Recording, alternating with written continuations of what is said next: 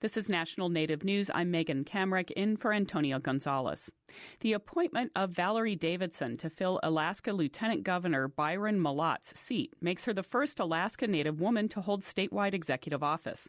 Malott, who is Tlingit, stepped down Tuesday after admitting to making inappropriate comments to an unidentified woman. Davidson is Yupik and grew up in Bethel. Before this week, she was the Alaska Health and Social Services Commissioner.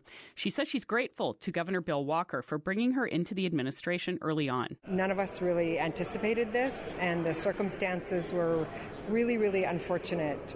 I really appreciate Governor Walker naming me in the succession plan earlier this year in April and the confirmation by the legislature.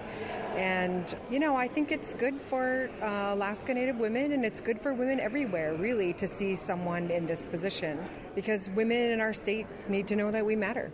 Davidson takes the seat just 3 weeks before the November election. Walker is seeking re-election as an independent.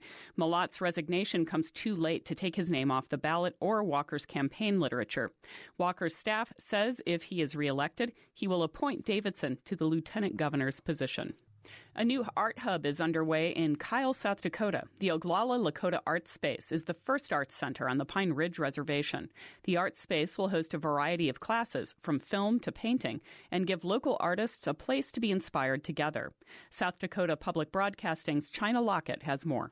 The Oglala Lakota Art Space is part of a national undertaking. There are more than 50 art space buildings nationwide that cater to the needs of the communities they're based in.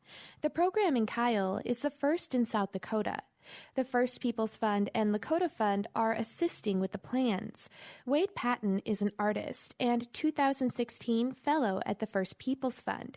He grew up on Pine Ridge. I think it'll help those artists that are doing the art at their kitchen tables to sustain themselves from their art. I mean, they are doing their art, which is great, as a means of surviving.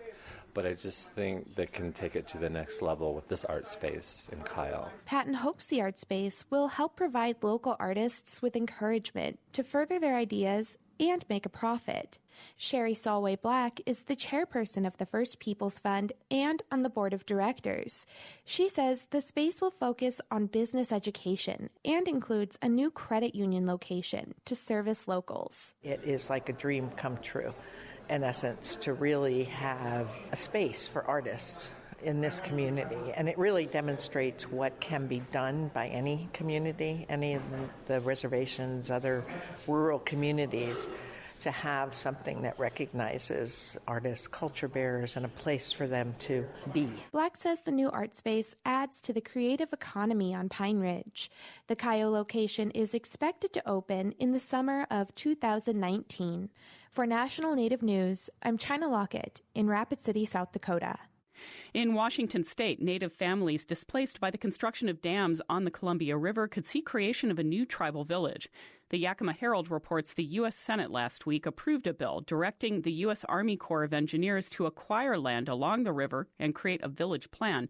The bill is waiting for President Trump's signature. Many families from 4 tribes, the Yakima, Nez Perce, Umatilla, and Warm Springs, got payments to leave the river when the dams were built, but not all of them. Last year, the Army Corps said it would spend $1.5 million to plan the new village. The Office of Management and Budget said the Corps lacked the authority to build housing. This new bill clears the way for the Corps to move ahead. For National Native News, I'm Megan Kamrick.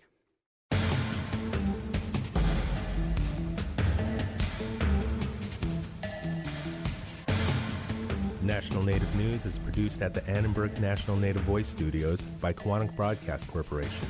Funding is by Odawi Law Group, provider of Indian law solutions, and by the Corporation for Public Broadcasting, with support from the Public Radio Satellite System. Support provided by BNSF Railway. BNSF is proud to be a gold-level memorial donor for the creation of the National Native American Veterans Memorial in Washington, D.C.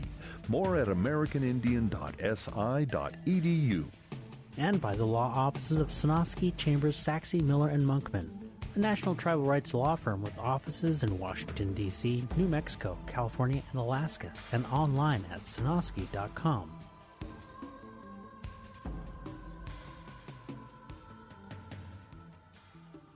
Native Voice One, the Native American Radio Network.